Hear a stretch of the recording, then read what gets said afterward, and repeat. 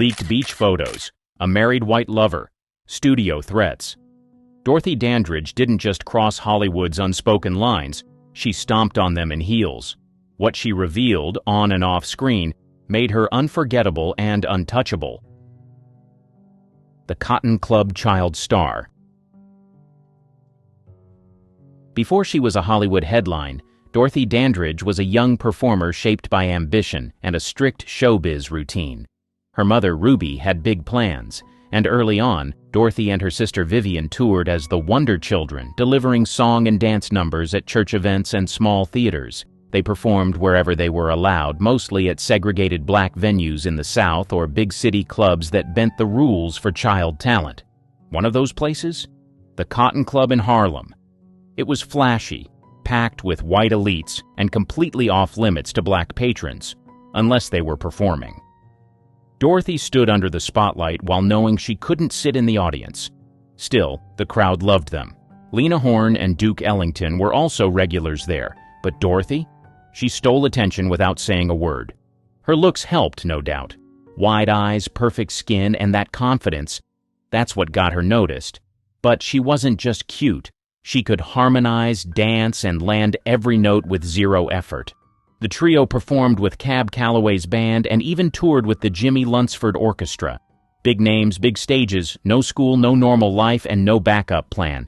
The sisters got a gig in A-Day at the Races, 1937, with the Marx Brothers singing backup in a church scene. It was a small moment, but Dorothy got a taste of Hollywood. She wanted more. By her teen years, the group split. Dorothy wanted to go solo. It was risky. Black women weren't leading ladies, and Hollywood wasn't handing out scripts. But she pushed ahead anyway, chasing auditions while still taking voice and dance lessons on the side. Ruby worked as a maid to keep them afloat. She never had a childhood, not really. But she had something better. Momentum. And in those early club gigs where she had to be perfect to even be seen, Dorothy Dandridge built the drive and charm that would later stop Hollywood in its tracks.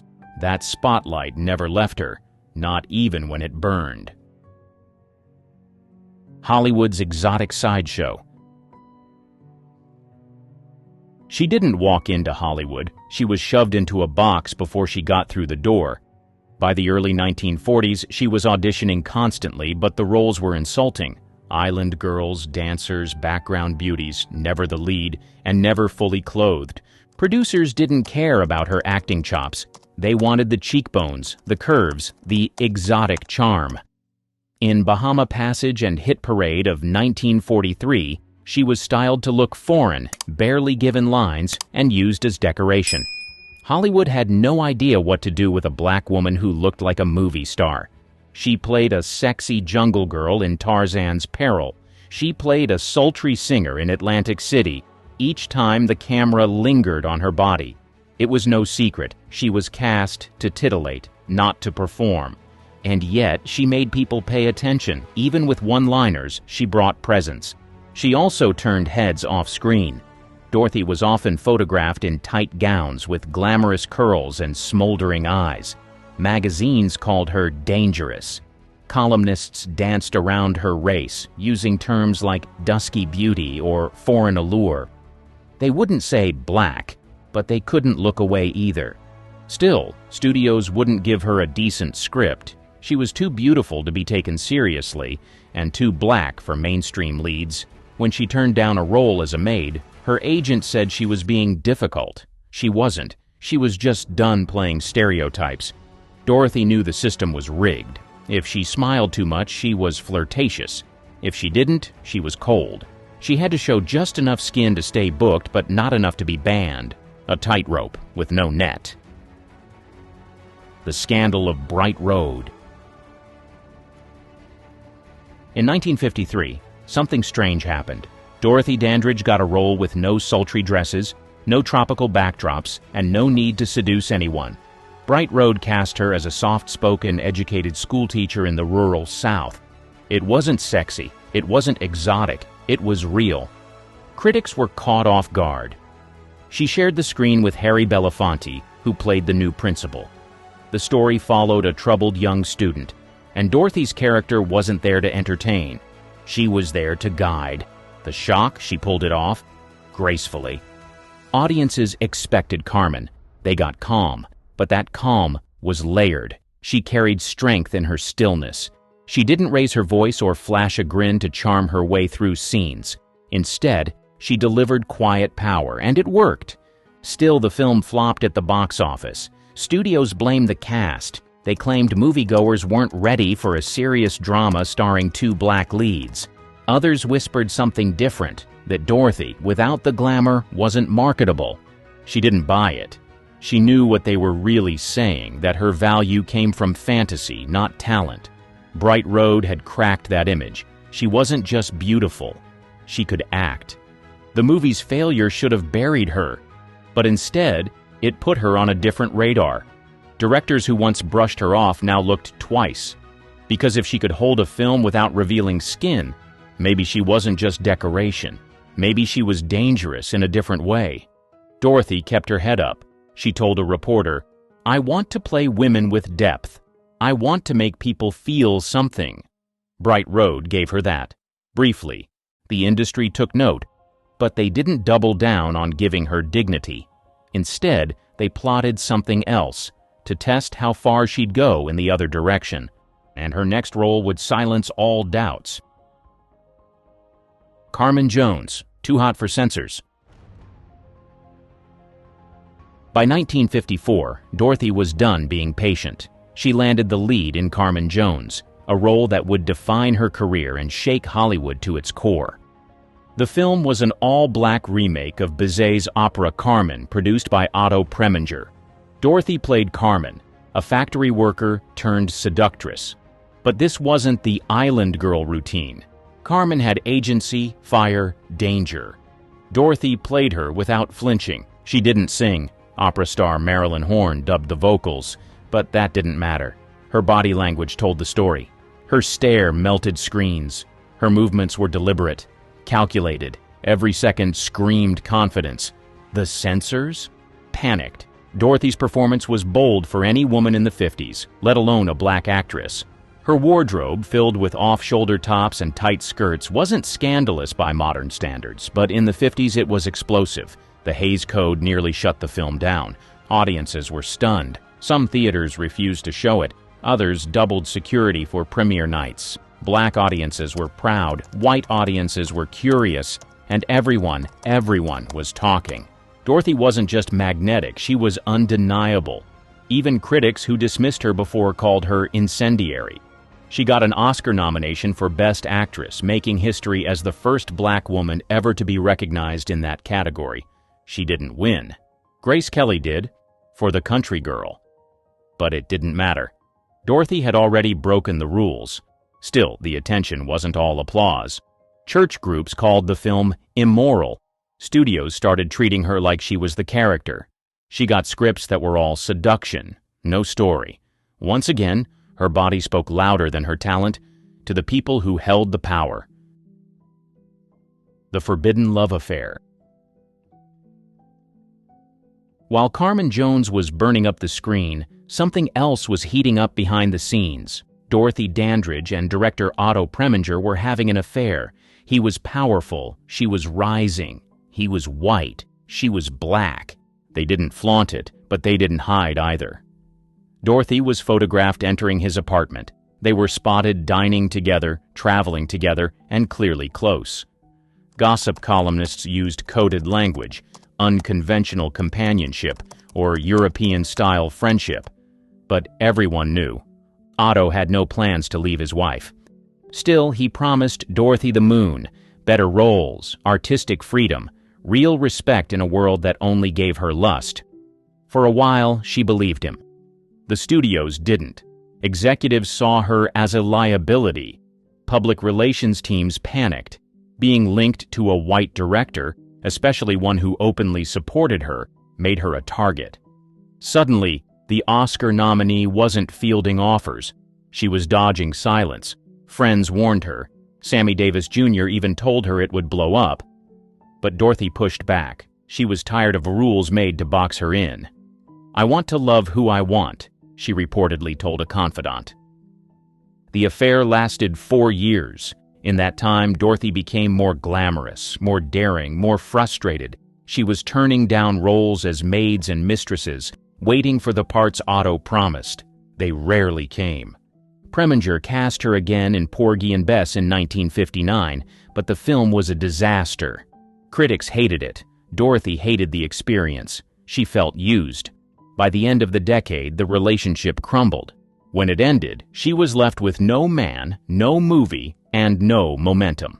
Hollywood had moved on, uncomfortable with a woman who had dared to mix appeal with independence, and with a man who couldn't or wouldn't protect her from the fallout. She didn't apologize for the love, but she paid the price anyway. Las Vegas Nights, Jim Crow rules. Her career took a detour through nightclubs in the late 50s, and that meant Vegas. She was booked at top venues like the Last Frontier and the Moulin Rouge. The money was good, the crowds were better, but behind the glitter was a wall of segregation that slapped her in the face every single night. She'd step on stage in full glam, singing torch songs under the hot lights, while white audiences sipped cocktails and stared. When her set ended, she couldn't even walk through the front lobby.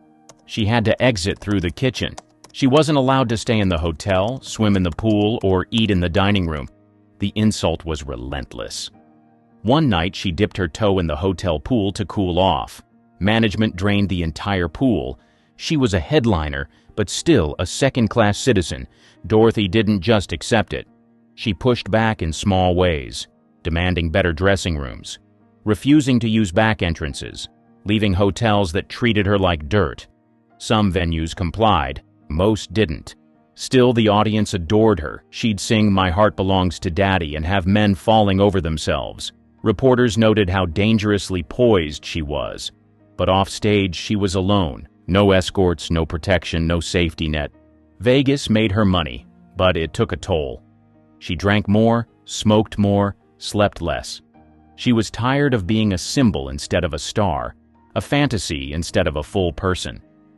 She once said in an interview, "People see me as glamour, but I'm just trying to work." That work came with constant reminders of what she wasn't allowed to be. Not too loud, not too political, not too honest, and definitely not too proud. Vegas gave her the spotlight, but never the respect. And just when she started regaining control, something surfaced that nearly destroyed her all over again. The Photo Betrayal. In the late 1950s, Dorothy took a vacation to France, a break from the stress, the headlines, and the constant judgment back home. While relaxing on a European beach, she sunbathed topless.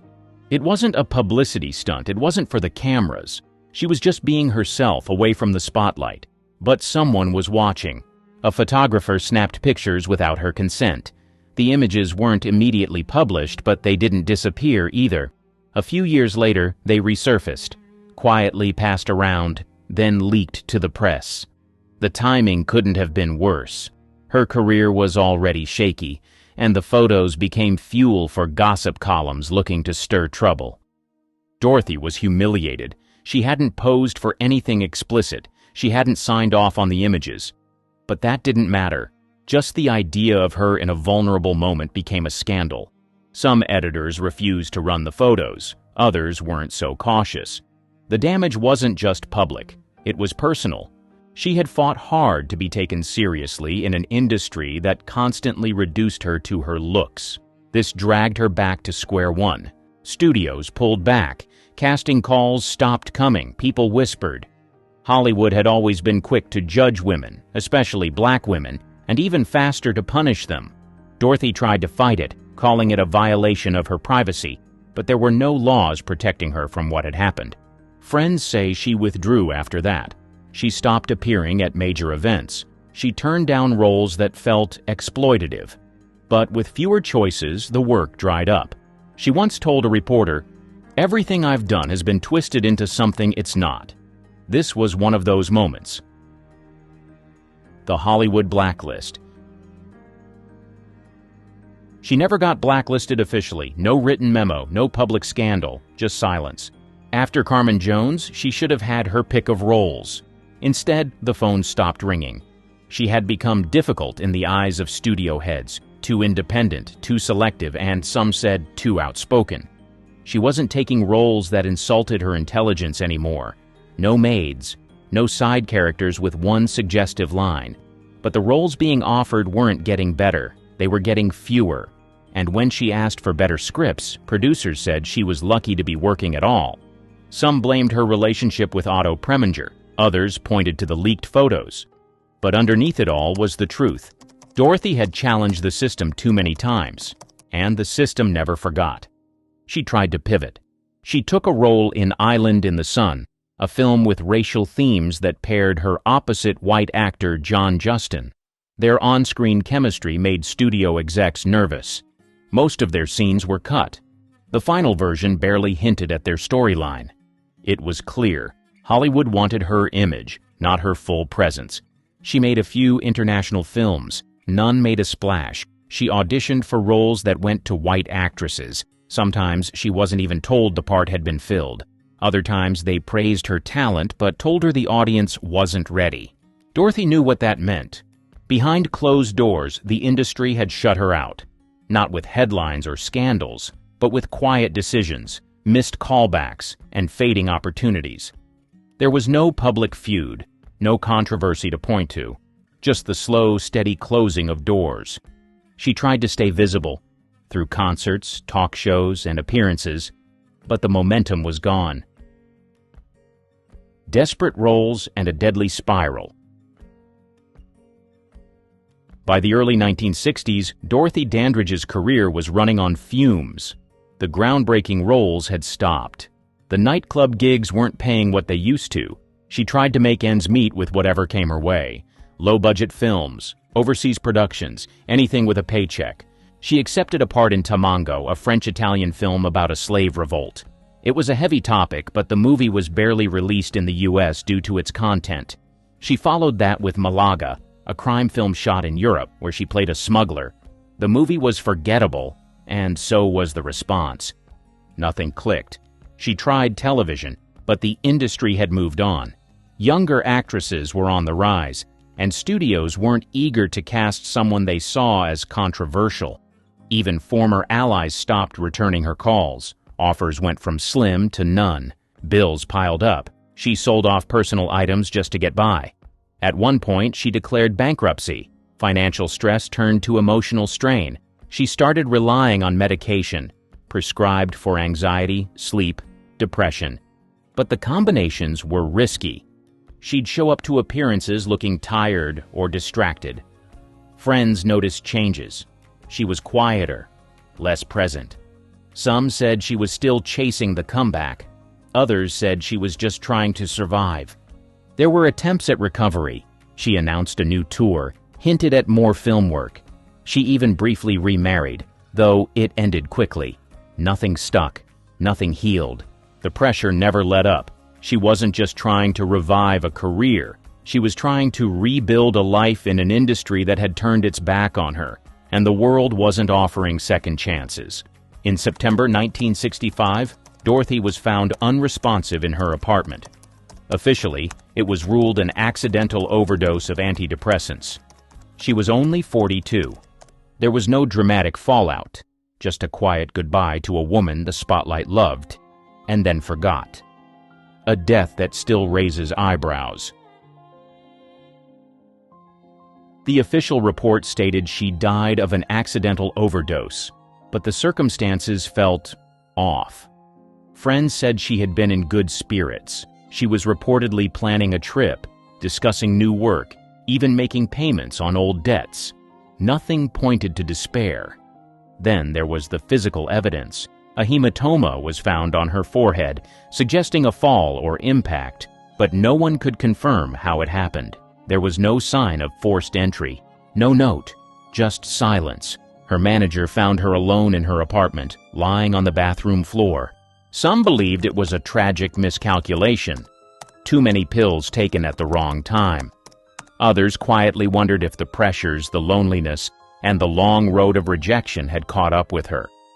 Her death certificate listed acute drug intoxication, but rumors never stopped circulating. Whispers of foul play, of financial exploitation, of people in her life who didn't have her best interests at heart. No claims were ever proven. But the doubt lingered. Hollywood didn't make a big deal of her passing. There was no massive tribute, no front-page send-off. A few columnists wrote about her beauty. Some remembered Carmen Jones, but most headlines faded within days. It wasn't until years later that the world began to look back with real clarity.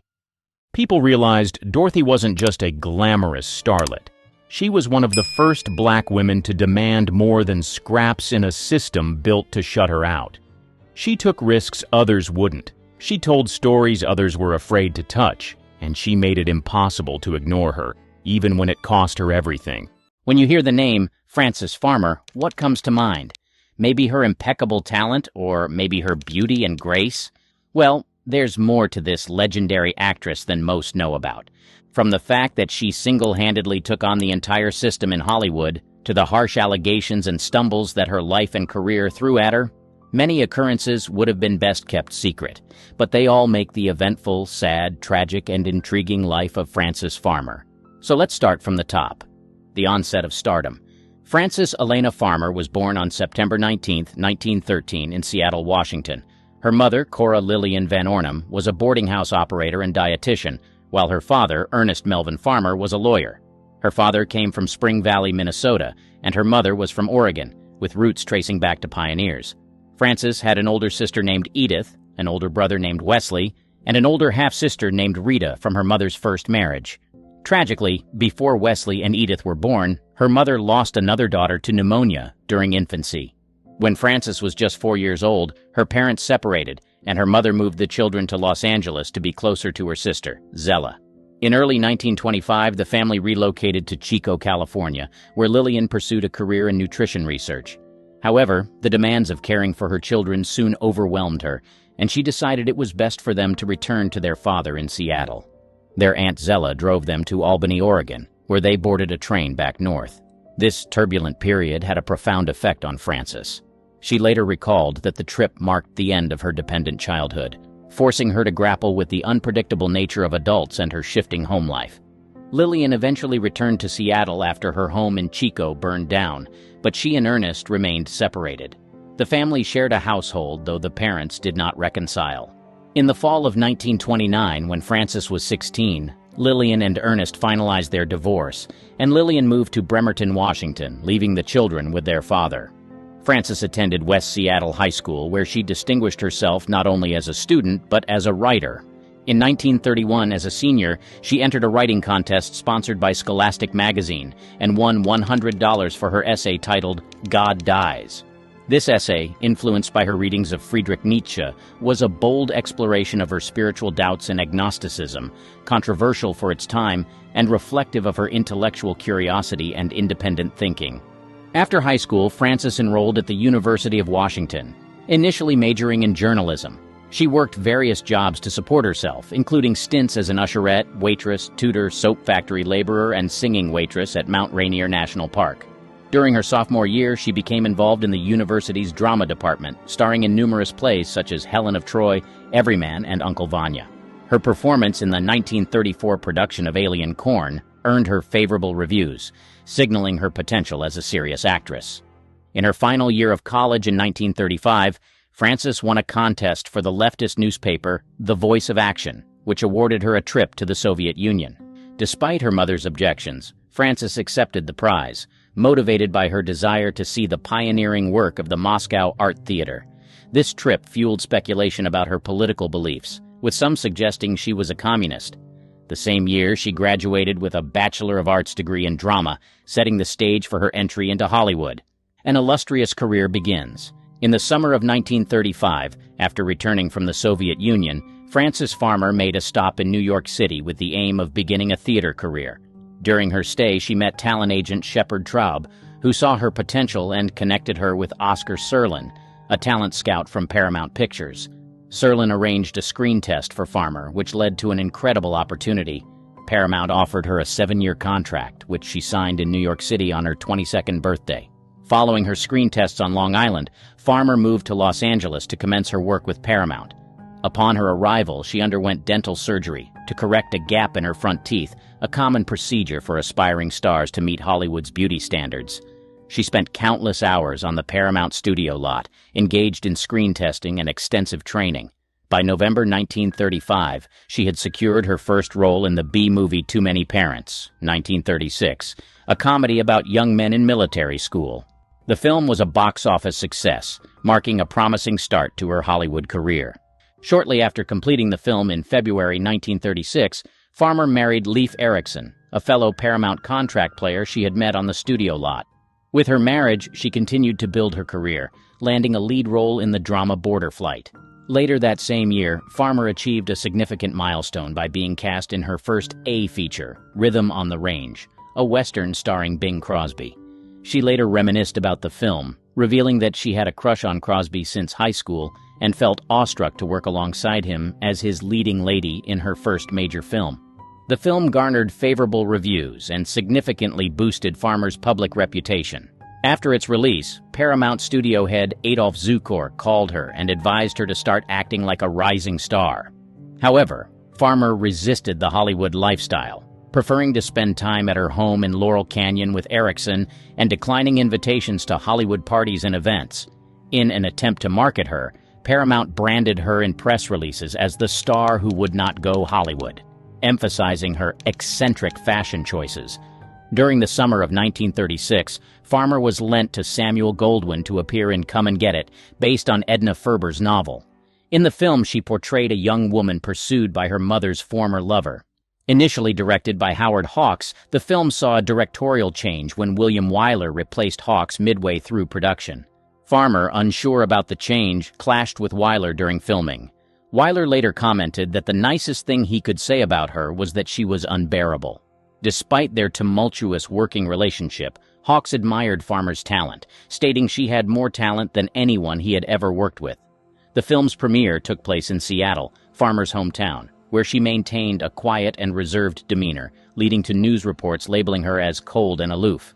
Nonetheless, Come and Get It received praise from both the public and critics, with many reviews hailing Farmer as a newfound star, even comparing her to Greta Garbo. In 1937, Farmer was lent to RKO to star opposite Cary Grant in The Toast of New York, a film about a Wall Street tycoon. The production was fraught with difficulties as Farmer was unhappy with the rebranding of her character from a hard-edged vixen to an ingenue fresh from Sunnybrook. On set, she argued with director Roland V. Lee and gave dismissive interviews to the press. Dissatisfied with the direction her career was taking after The Toast of New York, Farmer resisted the studio's attempts to control her and their efforts to glamorize her private life. A 1937 article in Collier's magazine sympathetically described her as indifferent to her clothing and noted that she drove an older model green roadster. Also in 1937, she appeared in the crime drama exclusive opposite Fred MacMurray and the Technicolor adventure film Ebb Tide opposite Ray Milland. However, as she rose to fame and became all she ever wanted in Hollywood, Frances Farmer was seen as a tool by studio executives, and they attempted to control her. Thankfully, she had a strong will and a bold personality. Exposure to the dark side of Hollywood. Hollywood around the 1930s was not a pretty sight, especially behind the scenes. Studio executives wielded immense power, often treating actors as mere commodities. These executives, the unseen puppeteers, orchestrated every move of the stars they created, ensuring that every smile, every line, and every appearance was meticulously controlled to maximize profit.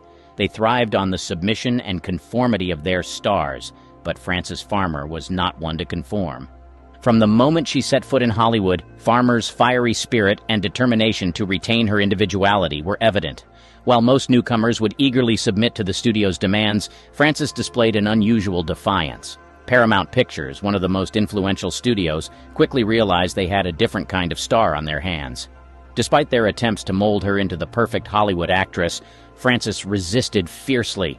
Farmer's outspoken nature made her a thorn in the side of studio executives. She challenged the oppressive norms of the industry, openly criticizing the lack of creative freedom and the manipulative practices of the studio heads.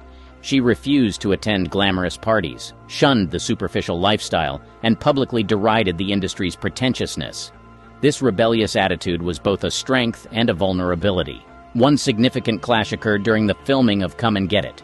Initially directed by Howard Hawks, The production saw a midway directorial switch to William Wyler, a move that angered Frances. Her defiance was palpable, resulting in heated exchanges with Wyler, who later remarked that the nicest thing he could say about her was that she was unbearable.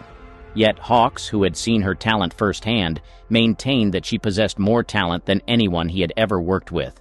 Frances's tumultuous relationship with directors was a reflection of her broader resistance to the control exerted by studio executives. The consequences of Frances's rebellious behavior were swift and severe. Paramount, frustrated by her nonconformity, sought to rein her in by branding her as the star who would not go Hollywood, capitalizing on her eccentricity while subtly attempting to isolate her. Despite her successful performances in films like Rhythm on the Range and Come and Get It, her defiance meant that studio heads viewed her as a liability. The industry's response to her rebellion was not to support or understand, but to control and punish. Farmer was lent to other studios, often relegated to roles that did not match her talent or ambitions. Her dissatisfaction with her career direction became apparent during the production of The Toast of New York, where she clashed with director Roland V. Lee and expressed her disdain for the industry in interviews. The secret she tried to hide. Frances Farmer's personal life was as tumultuous as her career. The vivacious actress, often caught in the public eye, struggled to balance her professional and private worlds. Her marriage to fellow Paramount contract player Leif Erikson in 1936 was a notable chapter in her life. However, the pressures of Hollywood and their careers took a toll on their relationship, which was further strained by Farmer's growing discontent with the industry. Despite the glamorous image projected by the studio, Farmer's personal life was far from perfect. She often found solace in her home in Laurel Canyon, preferring the quiet of her private sanctuary to the glitzy Hollywood parties. This retreat into her personal space, however, did not shield her from the relentless scrutiny and control exerted by the studio executives. Beneath the surface of her rebellious exterior, Frances Farmer grappled with significant mental health issues. The pressures of stardom, combined with her intrinsic defiance of the Hollywood system, led to severe emotional turmoil. In an era when mental health was poorly understood and often stigmatized, Farmer's struggles were compounded by a lack of proper support and treatment. Substance abuse became a tragic coping mechanism for Farmer. The cocktail of alcohol and prescribed medications she relied on further clouded her judgment and exacerbated her mental health issues. This spiral of addiction and untreated mental illness led to increasingly erratic behavior, which the studios were ill-equipped to manage with anything other than punitive measures. The culmination of Farmer's struggles came in 1942 when she was infamously arrested for driving with her headlights on high beam, a minor infraction that escalated dramatically. Her arrest quickly devolved into a scandal amplified by her defiance and the subsequent sensationalist media coverage. During the arrest, Farmer's outburst and resistance to the police were widely publicized, painting her as a volatile and unhinged star. The aftermath of the arrest was even more damning. The court deemed her behavior as evidence of severe mental instability, leading to a series of incarcerations in psychiatric institutions. These institutions, far from providing the help she needed, subjected her to brutal treatments, including electroconvulsive therapy and lobotomy, practices that were more punitive than therapeutic. The nightmare continues. By the early 1940s, Farmer's mental health had deteriorated significantly. Her defiance against the studio system, coupled with her struggles with substance abuse, led to increasingly erratic behavior. The public nature of her troubles only intensified the scrutiny and pressure she faced. The infamous 1942 arrest was the turning point. After being apprehended for a minor traffic violation, Farmer's vehement resistance and the subsequent courtroom outburst were widely reported. Labeled as unmanageable and unstable, the court ordered a psychiatric evaluation. The media, ever hungry for scandal, painted her as a madwoman, and the judicial system, influenced by the sensationalist press and the lack of understanding of mental health, deemed her unfit. The result was her commitment to a series of psychiatric institutions, starting with the Kimball Sanitarium in La Crescenta, California. On the other hand, Farmer's time in psychiatric institutions was marked by allegations of severe mistreatment and abuse, transforming her struggle into a nightmarish ordeal. These facilities, far from being havens of healing, subjected her to a series of punitive treatments that were both archaic and inhumane. Reports and accounts from Farmer and those close to her painted a grim picture of the conditions she endured. At Western State Hospital in Steilacoom, Washington, where she spent a significant portion of her institutionalization, Farmer allegedly underwent electroconvulsive therapy, ECT. This treatment, often administered without proper anesthesia or consent, was excruciating and left her disoriented and traumatized. ECT was used liberally during that era, more as a tool to subdue and control patients than to offer genuine therapeutic benefits.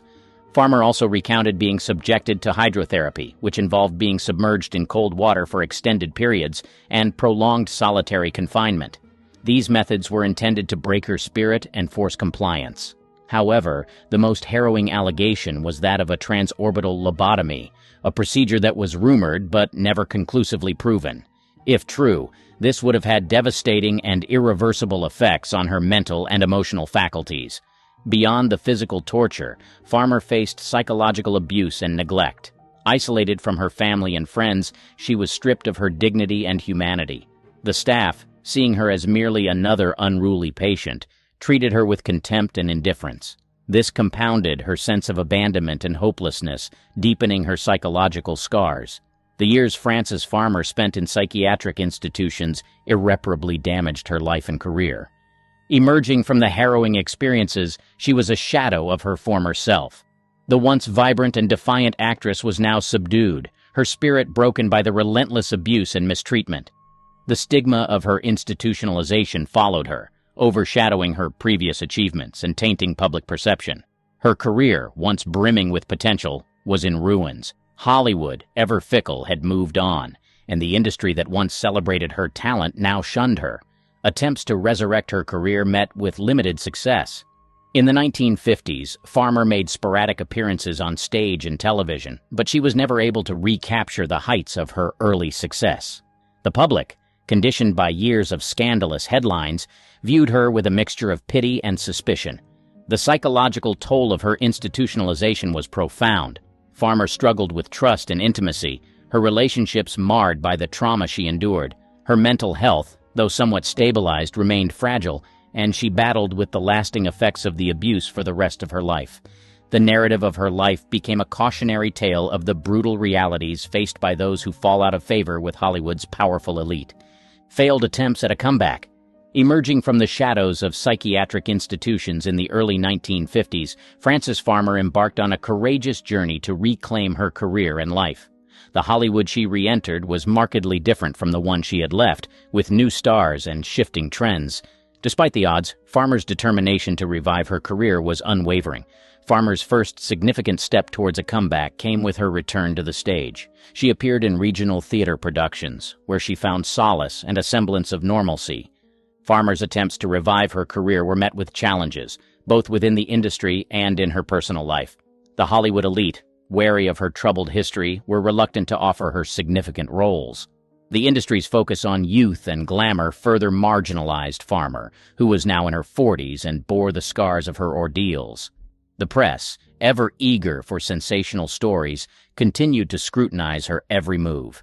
Any misstep or hint of instability was magnified, making it difficult for Farmer to fully escape her past.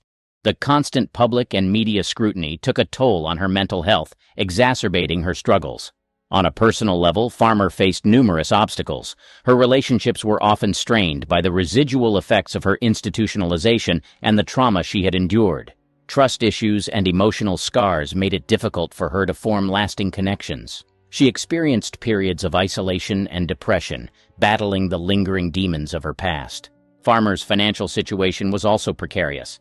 The years of institutionalization had drained her resources, and the sporadic nature of her work provided little financial security. She often relied on the support of friends and family who stood by her during her most challenging times. Despite these hardships, Farmer showed remarkable resilience. Her autobiography, Will There Really Be a Morning, published in 1972, offered a candid and poignant account of her life and struggles. The book received critical acclaim and helped to shift public perception, portraying Farmer not just as a tragic figure, but as a survivor of a deeply flawed system.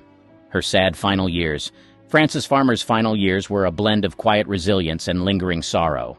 After her show, Frances Farmer Presents, ended in 1964, she retreated from the public eye, choosing to live a more private life. Her health, both mental and physical, continued to be a concern. with bouts of illness and depression marking her later years.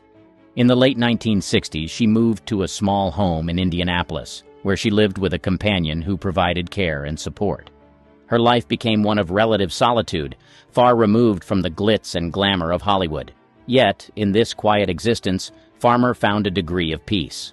Tragically, Frances Farmer passed away on August 1, 1970, at the age of 56 from esophageal cancer.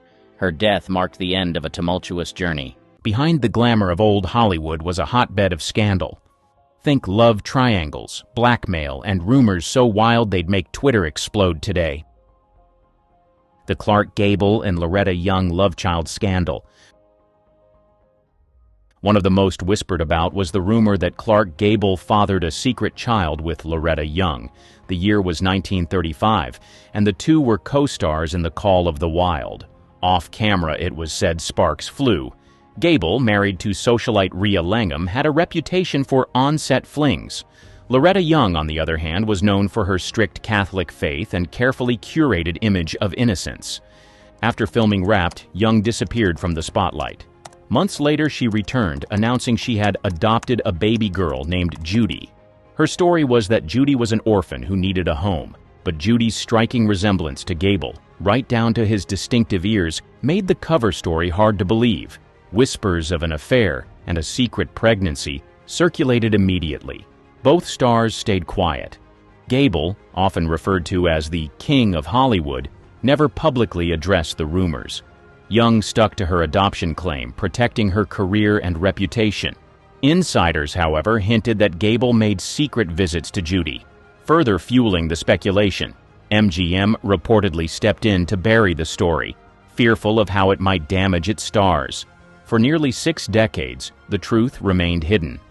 It wasn't until 1994 that Young, in a rare interview, confirmed what many had long suspected. Judy was her biological daughter, the result of what she described as a non-consensual encounter with Gable during the filming of The Call of the Wild. This shocking revelation cast the scandal in a far darker light, reframing what had been romanticized as an affair into a story of exploitation. The confession added complexity to both Gable and Young's public personas. For Judy, it ended a lifetime of rumors, but also exposed the darker side of old Hollywood. Joan Crawford's alleged blue movies. Her career was the definition of Hollywood success, but behind her polished image, whispers of a scandal threatened to tarnish her legacy. By the 1930s, Crawford was one of MGM's brightest stars. However, rumors suggested her rise to fame had a darker backstory. The claims that before her Hollywood breakthrough, she'd appeared in adult films to make ends meet. These films, often called stag films, were part of an underground scene in the 1920s. Crawford, known then as Lucille LeSueur, was said to have participated in these productions during her early days as a struggling dancer. Fans found her swift transformation into a Hollywood star suspicious, speculating that someone powerful had helped her bury her past. Eddie Mannix, MGM's infamous fixer, was often linked to these rumors. Mannix was the studio's go-to guy for cleaning up messes and protecting its stars. Allegedly, he stepped in to handle the Crawford situation, tracking down and destroying any negatives of the supposed films. MGM was known for its obsession with controlling the public image of its stars, so the idea isn't far-fetched. Still, no concrete proof of Mannix's involvement, or the films themselves, has ever surfaced. Crawford, for her part, denied the allegations her entire life. She called the rumors malicious lies meant to drag her down. Decades later, her adopted daughter Christina reignited public interest in Crawford's private life with her controversial book, Mommy Dearest. While the memoir didn't address the adult film rumors directly, its shocking portrayal of Crawford added fuel to the fire about her hidden past. Despite the intrigue, no evidence has ever confirmed the existence of these alleged films. Were they a smear tactic against a powerful woman in Hollywood, or was there some truth to the whispers? We may never know. But the rumors have ensured that Crawford's name remains as infamous as it is iconic, proving that Hollywood's obsession with scandal knows no bounds. Errol Flynn's espionage allegations. He was the ultimate Hollywood swashbuckler, famous for his charisma and swordplay. But during World War II, a darker story started to circulate. Flynn, the man behind Robin Hood's smile, was rumored to be a Nazi spy. As wild as it sounded, the FBI took these whispers seriously and kept an active file on him. The allegations weren't baseless. Flynn had a close friendship with Hermann Urban, an Austrian doctor with confirmed Nazi ties. The two shared a love of travel, but Urban's documented connections to German intelligence raised alarms. Flynn's frequent trips to Europe during the war didn't help his case. Add to that his Austrian roots and his perceived indifference to the Allied cause, and the rumors began to stick. The conspiracy gained momentum in 1980, thanks to Charles Hyam's book Errol Flynn, The Untold Story. Hyam painted Flynn as a double agent, claiming the actor passed information to the Nazis while maintaining his Hollywood image. The book alleged Flynn's charm and international lifestyle made him the perfect spy. It also accused Flynn of using his Hollywood clout to help Urban and other Nazi sympathizers. But Hyam's claims were heavily criticized. Historians and Flynn supporters argued the evidence was flimsy and speculative. The FBI's files, while extensive, lacked any smoking gun. Flynn's defenders labeled Hyam's book a hit piece, accusing the author of exaggerating for shock value. Many believe the rumors were fueled by Flynn's reckless lifestyle rather than actual treachery. Despite the pushback, the damage was done. The mere suggestion of espionage left a stain on Flynn's legacy. Even today, the idea of Hollywood's most dashing hero harboring Nazi sympathies remains a tantalizing what if. So what's the truth? Was Flynn just an adventure junkie with bad judgment in friends, or did his charm mask something far more sinister? The lack of definitive evidence keeps the mystery alive, leaving fans and critics to debate whether Flynn's greatest act was on-screen or off. Marilyn Monroe's mysterious diaries. Her death in 1962 left behind more questions than answers. One of the most persistent rumors revolves around her alleged secret diaries. These journals supposedly contained shocking details about her relationships with John F. Kennedy and his brother Robert. For decades, these rumored diaries have fueled conspiracy theories and added to the intrigue surrounding Monroe's life and death. Monroe was known for keeping journals. She used them to write poetry, reflect on her life, and document personal experiences. Biographer Anthony Summers, in his book Goddess: The Secret Lives of Marilyn Monroe, suggested she recorded sensitive details from conversations with the Kennedys. Allegedly, some entries included political secrets and information that could have made her a liability. The circumstances of Monroe's death have only added to the speculation. Found lifeless in her Brentwood home, she was officially ruled a victim of a barbiturate overdose. However, the involvement of the FBI and LAPD in the investigation raised eyebrows. Rumors claim Monroe's house was searched extensively, and anything incriminating, like the alleged diaries, was quietly removed. Some close to Monroe, including her friends, insisted they had seen her write about her encounters with powerful men, adding fuel to the fire. Despite decades of speculation, no one has ever found these diaries. Some believe they were destroyed to protect the reputations of high-profile figures. Others argue the diaries never existed, suggesting they were invented by the media to sensationalize her tragic story. The lack of evidence hasn't stopped books, documentaries, and theorists from speculating about what they might have contained. Charles Chaplin's paternity battle. Charles Chaplin may have revolutionized film, but his personal life was often front-page news. By the 1940s, Chaplin was already a magnet for controversy, and the 1943 paternity suit filed by Joan Barry added fuel to the fire. Barry, a 22-year-old aspiring actress, claimed Chaplin was the father of her daughter, Carol Ann. The case quickly became a media frenzy, overshadowing Chaplin's cinematic brilliance. Barry's relationship with Chaplin had ended before her pregnancy, and he firmly denied fathering her child. He pointed to Barry's erratic behavior, stalking him, breaking into his home, as evidence of her instability. Still, her claims gained momentum, and the case went to court. In a bid to prove his innocence, Chaplin agreed to a blood test. At the time, this was cutting-edge science. The results were clear. Chaplin was not the biological father. But there was a catch.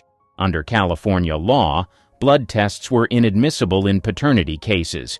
The jury ruled against Chaplin, ordering him to pay child support. The verdict caused public outrage, with many questioning the fairness of the decision. The scandal didn't stop in the courtroom. It gave Chaplin's enemies, including FBI Director J. Edgar Hoover, exactly what they needed to intensify their attacks. Hoover, who was already suspicious of Chaplin's political leanings, used the trial to paint him as both immoral and un-American. The FBI's campaign against Chaplin wasn't subtle. It added pressure to an already tense situation, leading to his forced departure from the U.S. in 1952. He relocated to Switzerland, where he spent the rest of his life. Despite the controversy, Chaplin continued making groundbreaking films, though the paternity case cast a long shadow over his later years. Judy Garland's alleged drug coercion. Judy's talent lit up the screen, but her life behind the scenes told a darker story. Her career, especially during her teenage years, has been heavily scrutinized for the alleged exploitation she endured under MGM's iron grip. Many believe the studio orchestrated her dependency on drugs to keep her working at an unrelenting pace. Garland was just 13 when she signed with MGM. While her voice was unmatched, executives cruelly criticized her appearance, labeling her the Little Hunchback. To fit Hollywood's rigid standards, she was subjected to harsh dietary controls. Reports suggest her meals consisted of black coffee, chicken soup, and diet pills, all closely monitored by studio staff. The most shocking claims involve amphetamines, pep pills, allegedly given to Garland to keep her energized for marathon filming schedules. During The Wizard of Oz, she was said to work up to 18-hour days, running on little more than these stimulants. To help her sleep, barbiturates were reportedly prescribed, creating a dangerous cycle of dependency. By adulthood, Garland's struggles with addiction were undeniable. Her personal life and career began to show the strain. She often spoke candidly about her experience with the studio system, saying, "They had us working days and nights on end. They'd give us pills to keep us on our feet long after we were exhausted, then knock us out with sleeping pills when the work was done." Her battles didn't stop there. She faced public breakdowns, hospitalizations, and strained relationships. Despite these challenges, her raw talent and resilience kept her fighting for her place in Hollywood. Garland's tragic death in 1969, at just 47 years old, was attributed to an overdose. It was a heartbreaking end for a star who had given so much to the industry but received so little care in return. Her story remains a grim reminder of how old Hollywood often treated its stars as commodities rather than people, prioritizing profit over well-being. Judy Garland will always be remembered for her brilliance, but her struggles highlight the darker side of fame in the industry's golden era. The murder mystery of Thelma Todds. Her death in December 1935 stunned Hollywood. Known as the Ice Cream Blonde, she was beloved for her comedic timing and glamorous looks. At 29, Todd was a star on the rise, transitioning from silent films to talkies with ease. She also ran Thelma Todds' Sidewalk Cafe, a hotspot for celebrities along the Pacific Coast Highway. But her success was overshadowed by her mysterious death, which has remained unsolved. Todd's body was found slumped in her car inside the garage of her lover and business partner, Roland West. The garage, located above her cafe, became the center of intense speculation. The coroner ruled her death accidental, caused by carbon monoxide poisoning from her car's running engine. Still, the details surrounding her death didn't add up, sparking rumors that refused to die. Weeks before her death, Todd allegedly received threats from mobsters demanding money from her cafe. Organized crime figures saw her business as prime real estate for their operations. Her refusal to comply may have put her in danger. Adding fuel to the fire, Todd was seen arguing at a party the night before with her ex-husband, Pat DeSico, who had known mob connections. Then there was Roland West. West's controlling behavior and rocky relationship with Todd made him another prime suspect in the public's eyes. Some believed West locked her in the garage after an argument, not realizing the car was still running. West's shifting accounts of that night only deepened the suspicion. The coroner's report didn't help matters. It mentioned minor bruises on Todd's face and body, leading to speculation about a possible struggle. Yet there were no clear signs of foul play, leaving investigators without solid evidence. Despite the public outcry, the case was closed as an accidental death. Thelma Todd's story is still a favorite among true crime buffs. Was it a tragic accident? A mob hit? A lover's quarrel gone horribly wrong? The truth remains elusive, ensuring her death remains one of Hollywood's most talked-about mysteries. Rock Hudson's hidden truth.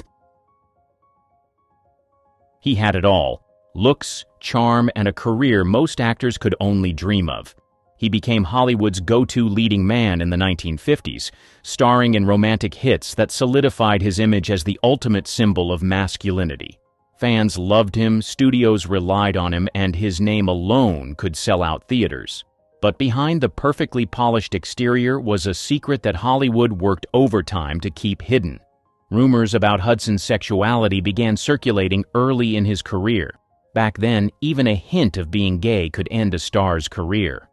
Hudson's agent, Henry Wilson, was infamous for covering up scandals and managing his clients' images with ruthless efficiency. When whispers about Hudson started growing louder, Wilson orchestrated a hasty solution: a marriage. In 1955, Hudson married Phyllis Gates, Wilson's secretary. The timing wasn't subtle. It came right after a tabloid threatened to publish a story about Hudson's personal life.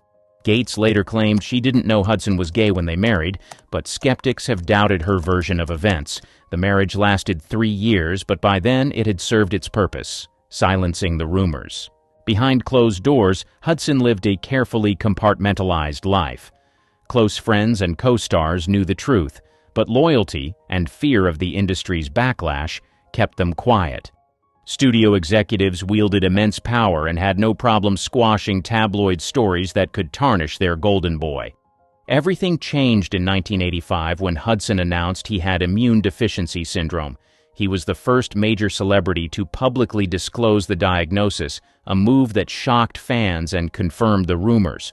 The revelation came at a time when advanced HIV disease was deeply stigmatized, and Hudson's bravery helped bring global attention to the crisis. His death later that year was mourned worldwide and exposed the hypocrisy of an industry that demanded perfection at any cost. Lana Turner and the Johnny Stompinado murder. Lana Turner's relationship with Johnny Stompinado had everything tabloids could dream of: a Hollywood icon, a mobster boyfriend, and an explosive ending. Stompinado, a known associate of crime boss Mickey Cohen, wasn't just bad news. He was dangerous. Despite his charm, his violent streak quickly turned their romance into a toxic mess of arguments and reconciliations. By 1958, the relationship had reached its breaking point. On April 4th, an argument in Turner's Beverly Hills home escalated to violence. Turner later testified that Stompinado threatened her, causing her 14-year-old daughter, Cheryl Crane, to step in. Grabbing a kitchen knife, Cheryl stabbed him in the abdomen. He died almost instantly. The fallout was chaotic. The media swarmed Turner's home, turning the incident into a nationwide scandal. Headlines screamed speculation about what really happened that night. At the coroner's inquest, Cheryl claimed she acted in self-defense to protect her mother. Turner backed her up, tearfully recounting the abuse she'd endured. The jury ruled it justifiable homicide, but whispers of a different story refused to die. Some questioned whether Cheryl, a teenager with no history of violence, could deliver such a precise fatal wound. Others believed Turner herself had wielded the knife and that Cheryl took the blame to save her mother's career. Stompinado's mob connections added another layer of intrigue. There were rumors that his death wasn't an accident at all. Some suggested Mickey Cohen had orchestrated the killing either to eliminate liability or settle a personal grudge. Cohen, of course, denied any involvement. Despite the jury's decision, the scandal haunted Turner. While she continued acting, her glamorous image was forever tied to the tragedy. Cheryl, too, struggled with the weight of public scrutiny. The case remains one of old Hollywood's most infamous stories, blending celebrity drama with true crime. Whether it was a desperate act of protection or a cover-up, the Stompinado murder still fuels endless speculation. Decades later, it's clear this was no ordinary Hollywood breakup. It was a headline-grabbing scandal that left scars on everyone involved. The Black Dahlia and Hollywood. The murder of Elizabeth Short, better known as the Black Dahlia, remains one of Hollywood's darkest mysteries. In January 1947, her mutilated body was found in a vacant Los Angeles lot. The crime was horrifying and left posed in a gruesome manner. The case immediately grabbed headlines, with every sordid detail plastered across newspapers. Short, just 22 years old, had come to LA chasing dreams of becoming an actress. Like many others, she struggled to find work, often relying on friends or admirers for support. When her murder hit the news, her personal life became fodder for speculation. Reporters and the public alike were eager to link her to Hollywood's elite. Rumors swirled that she had attended exclusive parties thrown by powerful industry figures. Some even suggested she had rejected the wrong man's advances, which led to her untimely death. One theory that refuses to die is the involvement of Dr. George Hodel, a prominent and wealthy physician. Hodel was known for hosting extravagant gatherings attended by artists, intellectuals, and Hollywood insiders. Decades later, his own son, Steve Hodel, a former LAPD detective, accused him of being the killer. Steve presented evidence, including old photos of a woman resembling Short and his father's medical expertise, which matched the surgical precision of the crime. The accusations against George Hodel didn't come out of nowhere. During the 1940s, he was investigated for other crimes, including the suspicious death of his secretary. Although Hodel was never charged in the Black Dahlia case, his connection to it has fueled endless speculation. Elizabeth Short's murder remains unsolved, but her name is forever tied to the shadowy side of Hollywood. Whether she was targeted for her ambitions, a chance encounter, or something more sinister, the crime highlighted the dangers lurking in the industry. What do a telegram divorce, a sabotage sisterhood, and a banned stage script have in common? Joan Fontaine. And this isn't the version Hollywood ever wanted you to hear. The girl who changed her name. She wasn't born a star. She wasn't even born Joan. In 1917, in Tokyo, Japan, she entered the world as Joan de Beauvoir de Havilland. Her British parents were upper class and proper, but Joan didn't exactly grow up in comfort. Chronic illnesses like anemia and measles made her childhood rough. Her mother moved Joan and her sister Olivia to California when the marriage fell apart. That's when the rivalry quietly began. Both sisters were drawn to acting. Olivia de Havilland jumped in first and grabbed Hollywood's attention early. Joan, still in her teens, followed close behind. But right away, she was warned. Two de Havillands wouldn't work in the same industry. So she grabbed a phone directory, scrolled through names, and picked Fontaine, after her stepfather. Just like that, Joan de Havilland vanished, and Joan Fontaine was born. Her early years in Hollywood were no fairy tale. She started with tiny roles, maids, secretaries, girls who barely got screen time. She failed so many screen tests, she once said she thought the camera didn't like her face. Studio heads weren't impressed. They called her too quiet, too soft, and not sexy enough for stardom. But Joan wasn't trying to play Hollywood's game. In interviews, she mocked the phoniness of it all. She refused to flirt her way into roles which didn't win her many friends. Then came Rebecca. Alfred Hitchcock cast her in the lead after several others backed out. Joan brought something new, nervous energy, real vulnerability, and restraint. The part turned her into an overnight sensation. Critics loved her, but she still got snubbed at the Oscars. It didn't matter. She was finally seen, and not as Olivia's sister. By the time Suspicion came around, she wasn't just another face in a supporting cast. She was the star. And when that Oscar win came in 1942, Joan didn't hold back. Her acceptance was poised, but when Olivia reached out to congratulate her, Joan brushed right past. The rivalry was real. The name change, just the beginning. Sibling rivalry goes nuclear. Hollywood has had its share of sibling drama, but none quite like Joan Fontaine and Olivia de Havilland. At first, people didn't even realize they were sisters. Different last names helped with that, but behind the scenes, the tension was always simmering, and eventually, it exploded. Their rivalry wasn't about clothes or boys, it was about fame, pure and simple. Both were talented, ambitious, and determined to win. Early on, they even auditioned for the same roles. Joan wanted Gone with the Wind, just like Olivia. She didn't get it, Olivia did. That one stung. But Joan didn't say much. Not then. Things really hit a boiling point in 1941. Joan landed the lead in Hitchcock's Suspicion. Olivia was working on Hold Back the Dawn. Both were nominated for Best Actress at the Oscars. Joan won. And when Olivia tried to congratulate her with a handshake, Joan turned and walked off stage. Some say it was nerves, others call it a straight-up snub. Joan never really explained it, Olivia never forgot it. Over the years, the Cold War between them kept growing. They stopped attending the same events. At one press function, Joan reportedly told photographers, "I don't have a sister." That line made headlines and cracked the relationship for good. At another event, they sat at opposite ends of the table and didn't say a single word. Joan's memoir, No Bed of Roses, made things worse. In it, she accused Olivia of being jealous, cruel, and controlling. Olivia fired back in interviews, calling Joan a dragon lady and a liar. They didn't even speak when their mother passed away. Joan claimed Olivia didn't tell her about the funeral. Olivia denied it. Even in their later years, when both lived into their 90s, they stayed apart. No reunion, no forgiveness, just silence. What started as a quiet competition turned into one of the ugliest feuds in Hollywood history. And the strange part? It wasn't played for the cameras. It was real, sharp, personal, and lasting until the very end. Playing the good girl with a bite.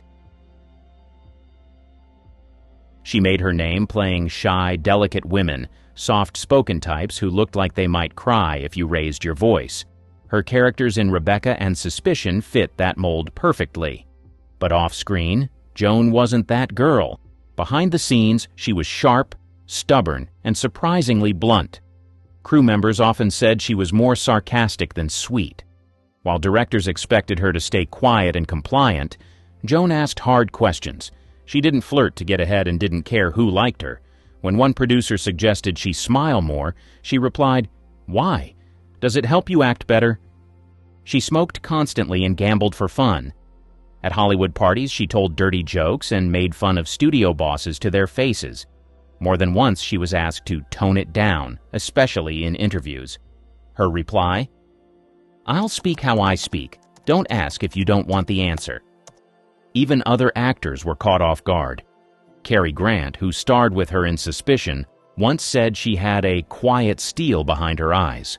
On set, she pushed back on scripts that felt lazy or roles that made her feel like wallpaper. Directors learned fast.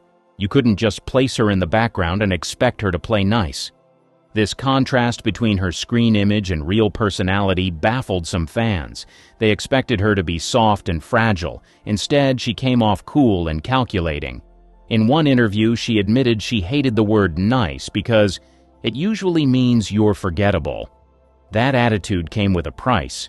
She didn't get the same cushy roles as her peers, but Joan didn't care. "I'm not here to be liked," she once said. "I'm here to be remembered." And she was, just not for the reasons Hollywood had planned. Feuding with Hitchcock. She owed a lot to Alfred Hitchcock. Rebecca made her a star. Suspicion won her an Oscar. But don't be fooled. She didn't exactly enjoy working with him, and she definitely wasn't afraid to say so. Their relationship started off well. Hitchcock liked actresses he could shape. Joan was new, quiet, and eager for good roles. But once filming started, things shifted. Hitchcock's directing style was cold and precise. He demanded obedience. Joan didn't always give it.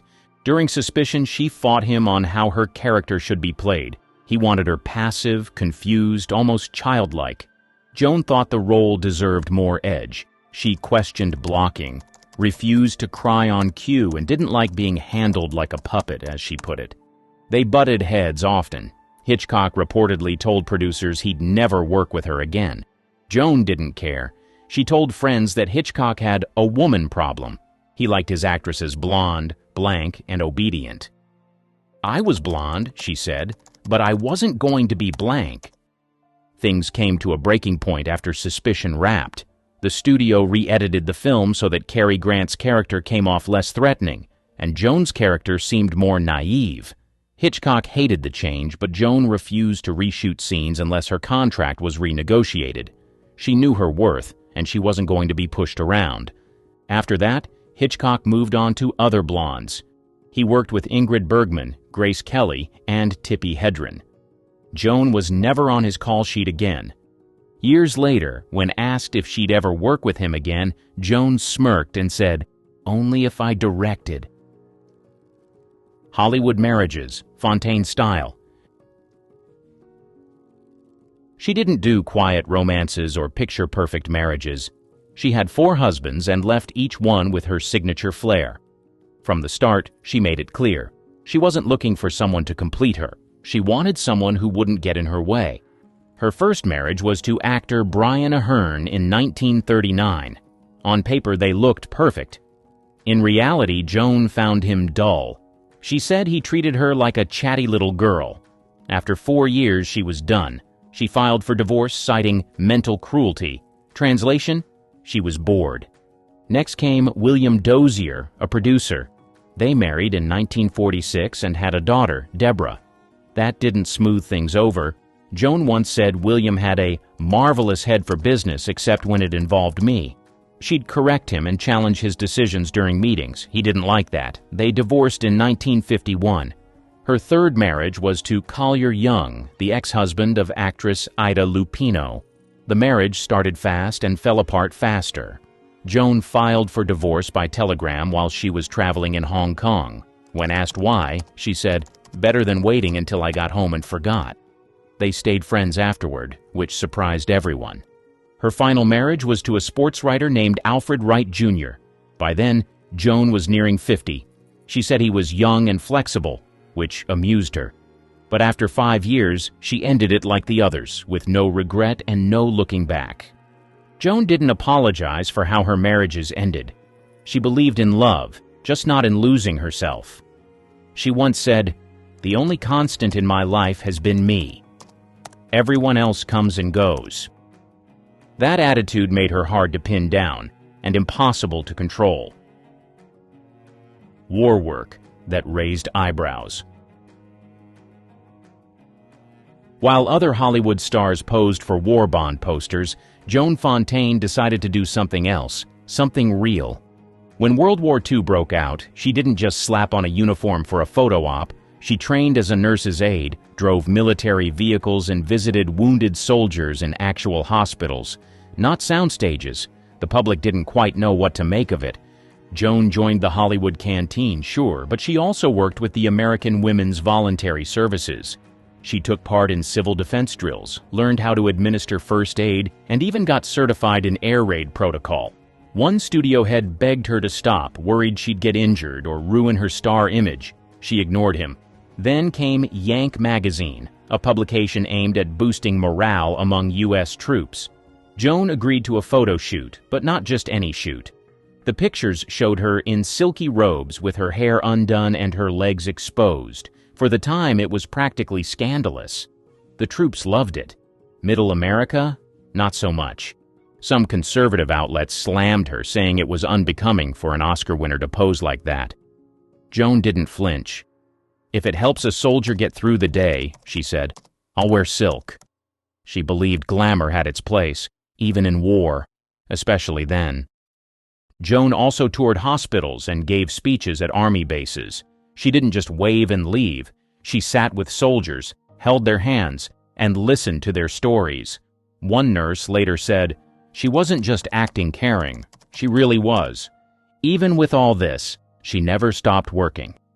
Between 1942 and 1945, she filmed multiple movies while volunteering on the side. The press didn't always cover it. Joan didn't care. "I'm not in this for headlines," she said. "I'm in it because it matters." The tell-all memoir bombshell.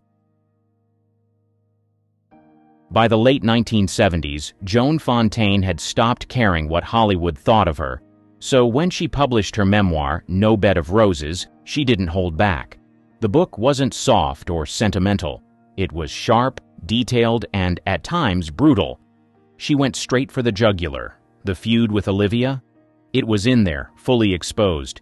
Joan claimed their mother always favored Olivia and described their childhood as tense and competitive.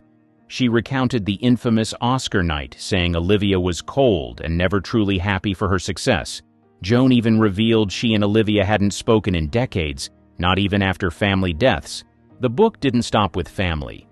Joan wrote about ex-husbands, studio heads, co-stars, and lovers, some named, some kept anonymous but clearly recognizable. One chapter hinted at an affair with a well-known director. Another took aim at an actress she claimed got roles for reasons that had nothing to do with talent. Hollywood wasn't pleased. The press called it too personal. Some accused her of exaggerating. Joan just smiled. "If it's uncomfortable," she said, "maybe it's because it's true." She also opened up about the darker parts of her life: fame fatigue, broken marriages, and loneliness. She admitted she often felt like a stranger in her own house. She didn't sugarcoat anything. "I had fame, not peace," she wrote. Critics were split. Some praised the honesty. Others said it was attention-seeking. But the book sold well and got people talking. For Joan, that was enough. What really made jaws drop was her tone. She wasn't asking for pity. She wasn't bitter. She was amused, sharp-tongued, and utterly unapologetic. When a journalist asked if she regretted writing anything, she said, "Only the parts I left out." Stage comebacks and power plays. When the film roles started drying up in the 60s, Joan Fontaine didn't fade quietly into retirement. She went back to the stage, but not as a grateful has-been. She returned on her own terms. Joan toured across the U.S. and Europe, starring in live productions of The Lion in Winter, Private Lives, and Tea and Sympathy. She wasn't just acting, she was controlling casting, wardrobe, and in some cases, rewriting lines. Directors who didn't listen to her notes didn't last long. She wasn't interested in being a team player. She wanted results. One famous incident happened during a production of a Tennessee Williams play. Joan didn't like the script's pacing, so she changed several of her lines during live performances. When the playwright's rep complained, she shrugged and said, "Then tell him to write it better." She also demanded top billing. Always. Even if her role wasn't the lead, her name had to appear first. In one production, she threatened to walk out when a co-star's name appeared slightly larger on the poster. The theater caved. Costume designers had a hard time too. Joan was particular about fabrics, fits, and colors. If she didn't like the wardrobe, she'd bring in her own. Once, she refused to go on stage unless the lighting was adjusted to her shade of ivory. It delayed the show by 45 minutes. But she wasn't doing this just to be difficult. Joan believed theater was sacred. It was where real acting happened, where there were no second takes. She once said, "Film flatters, stage reveals." Audiences came for the drama, both on and off stage. She still had star power, and ticket sales proved it. Critics called her demanding but magnetic. Theater owners called her a force of nature. Late-life eccentricity or freedom? As the years rolled on, Joan Fontaine slipped out of the spotlight, but she never slipped into normal.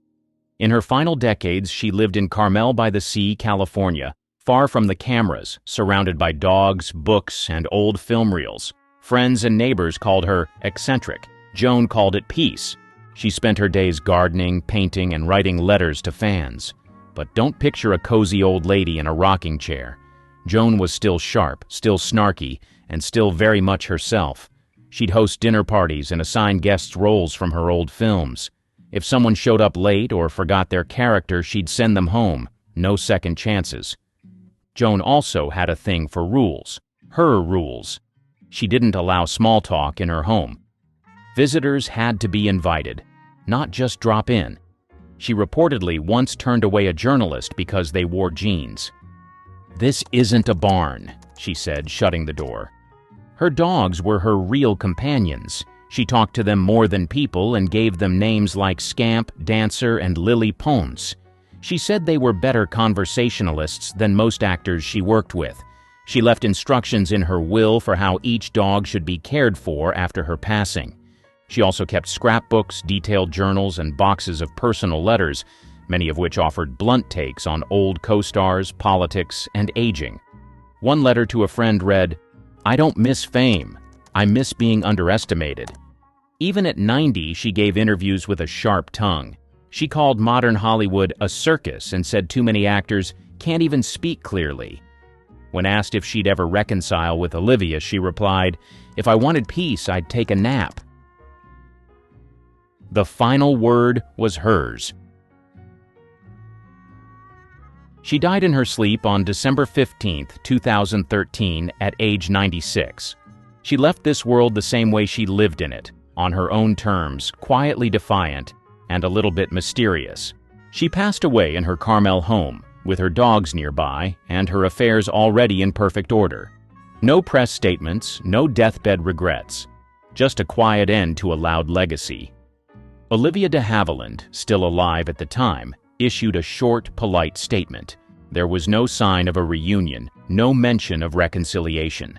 The decades-long silence between them never broke. When Joan's will was released, there was no doubt the rift was permanent. Olivia was completely excluded. Instead, Joan left her belongings to close friends, longtime staff, and animal charities. Her handwritten notes were clear and direct, no drama, just decisions. Among her personal items were treasures that told the real story: early rejection letters from studios, private telegrams from Alfred Hitchcock, fan mail she never threw away, and a copy of her Oscar speech with edits scribbled in red ink. Also found was a yellowed note taped inside her desk drawer. It read, "Don't trust praise. Don't fear criticism. Trust your gut." That single line summed up her entire career. After her passing, Hollywood tiptoed around her legacy. Some praised her Oscar-winning roles. Others brought up the feud. But fans remembered the whole package: talented, stubborn, fierce, and unforgettable. Joan never softened with age. She never tried to rewrite her story to fit public taste. She said what she meant, did what she wanted, and didn't care who liked it. Even in her last interviews, when asked how she'd like to be remembered, she answered, "I wouldn't. I lived it. That's enough." No grand finale, no curtain call, just Joan, unfiltered, unbothered, and always one step outside the spotlight. The Chicago Girl. She didn't come from money or connections. Kim Novak was born Marilyn Pauline Novak in Chicago, the daughter of a factory worker and a former teacher. She didn't grow up dreaming of red carpets. She wanted to be an artist. But life had other plans. After high school, she landed a modeling gig with a refrigerator company. Yes, really. And that small job landed her in a promotional tour to Los Angeles. While visiting a film studio, a Columbia talent scout spotted her. He thought she had the look. The studio brought her in for a screen test. She barely had acting experience, but the camera loved her. Columbia Pictures was hunting for their answer to Marilyn Monroe, and Novak, with her cool stare and curvy figure, fit the bill. But first, she had to be remade. Studio boss Harry Cohn renamed her Kim, dyed her hair platinum, and tried to mold her into his ideal star. Novak didn't love it. She fought to keep her natural eyebrows, refused plastic surgery, and kept a quiet, guarded persona off camera. That quietness only made her more mysterious and more marketable. Her early roles were small but memorable. In Pushover and Pfuffed, she showed something that other young actresses didn't: restraint. She didn't oversell. She didn't try to outshine. And because of that, audiences leaned in closer. Then came Picnic in 1955. This was the big one. Novak played a small-town girl with big dreams, and she nailed it. The dance scene by the river with William Holden made her a household name overnight. She wasn't loud or flashy. but she held the screen.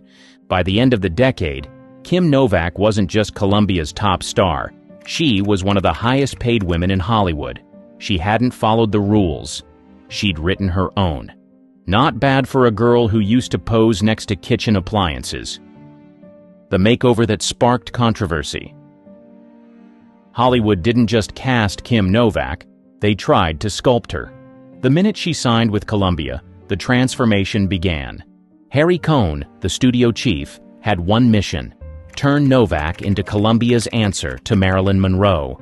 He ordered her hair bleached platinum, gave her speech training to erase her Chicago accent, changed her name from Marilyn to Kim to avoid comparisons with Monroe. But Cohn didn't stop there. He wanted her to get a nose job. Novak flat out refused. She said no to lip enhancements, no to altering her eyebrows. Even as a newcomer, she pushed back, hard. That didn't sit well with Cohn, who was known for controlling his stars. But Novak didn't care. She said, "They wanted me to be sexy. I wanted to be real." She wasn't interested in being someone's fantasy, and yet Columbia packaged her like one. They dressed her in tight sweaters and fitted dresses. Photo shoots focused on her curves. Film roles leaned into seduction. But Novak's body language told a different story. More guarded, more thoughtful. That tension made her stand out. Unlike Monroe, who played into her sex appeal with a wink, Novak didn't flirt with the camera. She challenged it.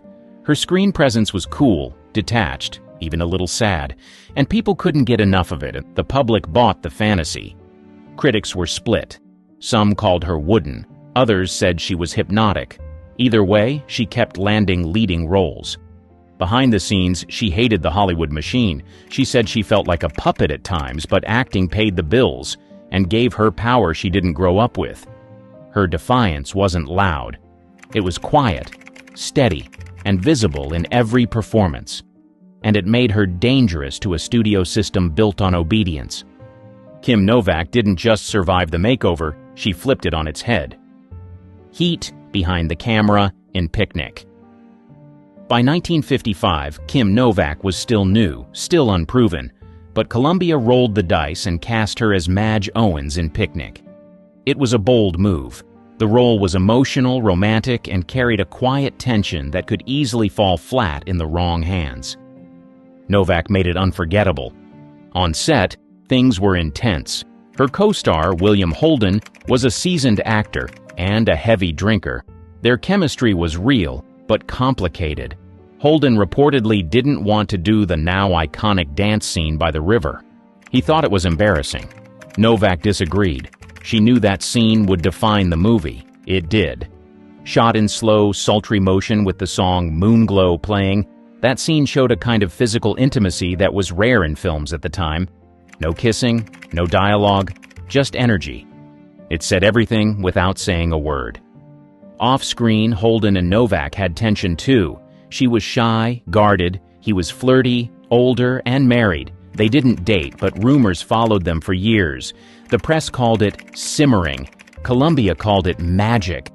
When the film was released, audiences were hooked. Picnic earned 6 Oscar nominations and cemented Novak as a true leading lady. She didn't play Madge like a sex symbol. She played her like a girl stuck between what she wanted and what she was told to want. Critics called her performance restrained, but powerful. That restraint would become her trademark. Back at the studio, Harry Cohn realized he had something rare, a star who didn't act like one. Novak didn't go to parties. She didn't do interviews unless forced. But the more she hid, the more fans wanted to know her. Picnic wasn't just her breakout, it was her declaration. She wasn't just a pretty face. She could carry a film, and she didn't need to raise her voice to be heard. Forbidden romance. What happened next didn't just raise eyebrows, it set Hollywood on fire. In the late 1950s, Kim Novak quietly began dating singer and entertainer Sammy Davis Jr. It was a dangerous move. She was a major movie star under contract. He was black, Jewish, and one of the most famous performers in the country. Interracial relationships were taboo, especially in the public eye. But Novak didn't care. She saw Davis as talented, magnetic, and kind. They were spotted at private parties and small clubs around Los Angeles. Studio executives found out fast. Harry Cohn went ballistic. He didn't just threaten her career. He reportedly called in people with mob ties to make it stop. According to accounts from people close to Davis, he was given a terrifying choice: end the relationship or risk physical harm. The pressure worked. Davis backed off, heartbroken. Novak was devastated but stayed silent. She couldn't fight the system. Not yet. The relationship was never officially confirmed by Novak at the time. But years later, she admitted it happened. She said the way it ended left a mark on her, one she never fully got over. Why was it such a big deal? Because Kim Novak was at the height of her fame, and Columbia saw her as an asset they could sell to mainstream, white audiences. They didn't want scandal. They wanted control. Davis, for his part, kept his head down but never forgot. Friends said he spoke of her with warmth and pain. This was more than a Hollywood affair. It exposed the raw racism, control, and hypocrisy behind the scenes. Novak had money and fame, but not freedom. The performance Hitchcock hated to love. Alfred Hitchcock didn't want Kim Novak for Vertigo. He had another actress in mind, Vera Miles, but she dropped out. Columbia loaned Novak to Universal for the role of Madeline, and Hitchcock wasn't thrilled. He thought she lacked polish. She thought he was cold and controlling. It wasn't a friendly set. Still, Novak showed up ready. She asked questions, pushed back on choices. She hated the gray suit Hitchcock insisted she wear, said it washed her out. He told her it wasn't about her preferences. It was about his vision. The result? One of the most haunting dual performances in film history. Novak played Madeline and Judy, two women wrapped in mystery and longing. And she did it with minimal dialogue, barely raising her voice. Her sadness wasn't loud. It lingered in her eyes, in the pauses between her words. Critics at the time didn't know what to make of it. Some called her flat. Others said she couldn't act. But audiences were drawn in. And years later, the same critics who dismissed her started calling Vertigo a masterpiece. Hitchcock never praised her publicly. But behind the scenes, he admitted she surprised him. She had an instinct he didn't expect, something he couldn't control. The studio didn't love the box office numbers. Vertigo wasn't a hit when it premiered. It was too strange, too slow, too psychological. But over time, it became Hitchcock's most analyzed film and Novak's most iconic role. She didn't smile much in the movie. She didn't flirt. She just was wounded, mysterious, unforgettable. And when film historians started ranking the greatest performances in cinema history, Novak's name kept showing up. Not because she played the Hollywood game, but because she quietly destroyed expectations. Hitchcock may have hated that she didn't follow his rules, but the audience, they couldn't look away. Glamour and guts at Cannes. The Cannes Film Festival was where stars went to shine, but when Kim Novak showed up in the early 60s, she didn't just sparkle, she detonated. She walked the red carpet in a sheer, body-hugging gown that left very little to the imagination. The neckline plunged. The fabric clung. Photographers went wild. Flashbulbs didn't stop for 10 solid minutes. It wasn't a wardrobe malfunction. It was intentional. Novak knew what she was doing. This was her message to Hollywood. You don't own me. The studio begged her not to wear it. They wanted modest. She wanted headlines, and she got them. The French press called her La Déesse Glacée, the ice goddess. American outlets were more dramatic. One headline read, Kim Novak's dress causes an international incident. The Vatican reportedly criticized the look. Some critics claimed she was degrading herself. Fans said otherwise. They saw power, not desperation. Novak never apologized. When asked about it later, she said, I wore it because I liked how I felt in it, that's it. What most people didn't know? She was battling anxiety behind the scenes. She felt pressure from every angle, studios, fans, men in power. But she put on the dress anyway. That moment became one of the most talked about red carpet appearances of the decade. It was also a turning point. Novak was done being Columbia's obedient poster girl. She began picking roles for herself, or turning them down altogether. The Cannes appearance wasn't just a fashion moment. It was her rebellion. It showed that even in an industry built to control women, Kim Novak could still call the shots, at least for one unforgettable night. She didn't smile for the cameras. She didn't wave like the others. She just stood there, completely still, while the world gasped, and she never looked back.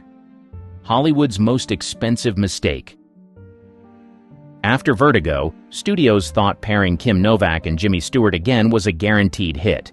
So, in 1958, they cast them as lovers in Bell, Book and Candle, a romantic comedy with Novak playing a sultry witch who falls for a mortal man. On paper, it had everything: 2 box office stars, a quirky premise, and eye-popping Technicolor. Off-screen, it was anything but magical.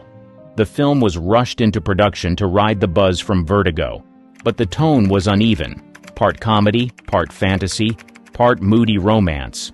Novak looked stunning in every scene, dressed in sleek black gowns and dramatic lighting. But the script didn't give her much to work with. Critics were polite but unimpressed. Some liked the style. Others said Novak seemed stiff and disconnected. The truth? She was exhausted. Studio pressure was mounting. She had barely wrapped Vertigo when filming started, and she had no say in the project. Even Jimmy Stewart later admitted he felt too old for the role. He was 25 years older than Novak and called it a stretch. Audiences noticed. The biggest problem? Bell, Book and Candle was supposed to rebrand Novak as more than a dramatic actress. It didn't. Instead, it trapped her in the same roles: icy blondes with mystery and no agency. Despite the studio's efforts to push the film, it underperformed at the box office. Not a flop, but not the hit they banked on. Behind the scenes, Novak grew increasingly frustrated. She said later that she felt like a prop in some of her movies, and Bell, Book and Candle was one of them. It was a wake-up call, not just for Novak, but for Hollywood. She wasn't a plug-and-play sex symbol. She needed depth, complexity, and room to breathe. The studio didn't get the message. But Kim did. The Playboy cover. In the early 60s, a rumor started swirling. Playboy reportedly held unpublished private photos of Kim Novak, though they were never released to the public. The photos weren't taken during her acting career. They were from her early modeling days, long before she became a household name.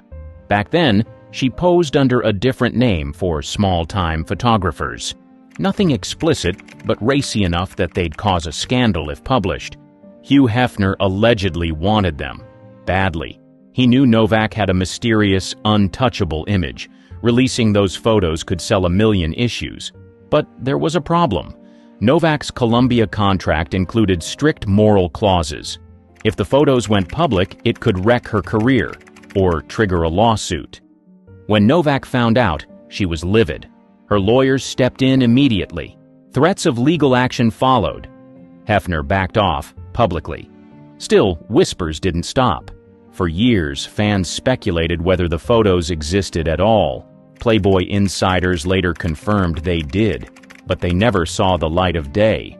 What made the situation worse was how Novak was treated. Male stars had flings, scandals, even arrest records, and their careers bounced back. For Novak, one photo could mean disaster. She never posed for revealing photos during her Hollywood career, never needed to. But that didn't stop the media from trying to undress her in print. Tabloids ran leaked images of her in bathing suits, trying to pass them off as something more. Novak stayed silent for years. But later in life, she admitted that the Playboy situation shook her, not because she was ashamed, but because she hated the double standard. The incident didn't destroy her career, but it added one more reason she began pulling back from Hollywood. She didn't want to be a product. She didn't want her body to be debated in courtrooms or magazine offices. Kim Novak wasn't just fighting for privacy, she was fighting for control in a town that never handed it out freely. And for once, she won. The retreat and the rumors. By the early 1970s, Kim Novak had enough. She was tired of the scripts, the headlines, and the pressure to stay young, glamorous, and silent. So she walked away. No big farewell, no magazine spreads, no dramatic exit. She just left. First, she moved to Big Sur, then later to rural Oregon with her husband, equine veterinarian Robert Malloy. Novak wanted out of the spotlight, and more than that, she wanted a normal life. Hollywood didn't know what to make of her retreat. The tabloids, desperate for a story, filled in the blanks with wild speculation. Rumors flew. She'd had a breakdown, vanished for surgery, entered secret rehab, or worse. Some said she'd ruined her face. Others claimed she was blacklisted. But Novak wasn't hiding. She was healing. For the first time since her teens, she could breathe. She painted, rode horses, spent time on her own land, away from flashing cameras. Fame had always felt suffocating, and now she was finally free of it. Still, the press wouldn't let go. Anytime she stepped back into public view, even for a charity event or quiet interview, the headlines zeroed in on her appearance. Not her talent, not her legacy, her face, her age. She once said, "They always wanted the image. I wanted to be a person." And that's what she chose, peace over applause. Unlike most stars of her era, Novak didn't stage a comeback. She wasn't interested in proving anything.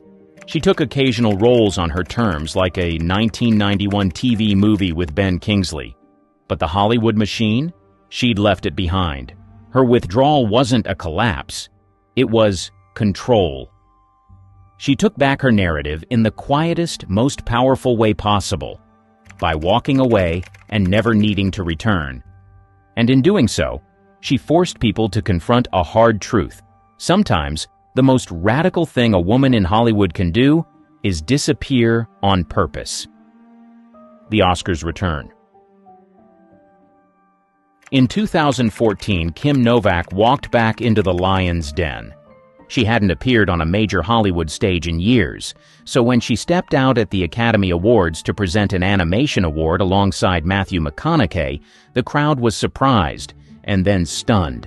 Novak was 81st elegant in a soft, peach-colored gown. Her voice was gentle, her movements graceful, but that wasn't what trended.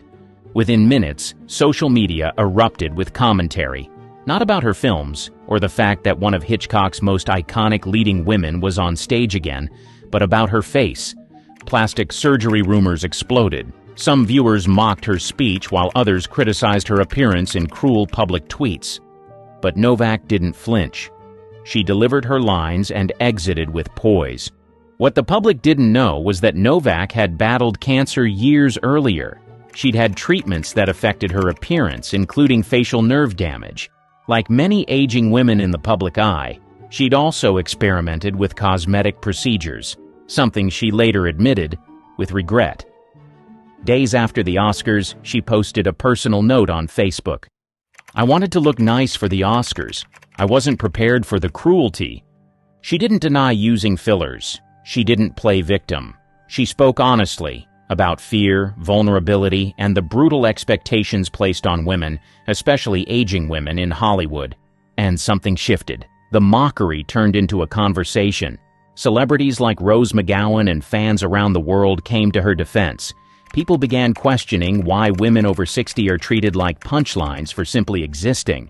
Novak never asked for sympathy, but by showing up, flawed, older, real, she started something bigger. The girl who once refused to change her nose, who walked away from stardom on her own terms, returned for one moment and faced an industry that still hadn't changed. But this time, she didn't need the spotlight. She was the spotlight. And for once, the room finally understood what it meant when Kim Novak didn't blink.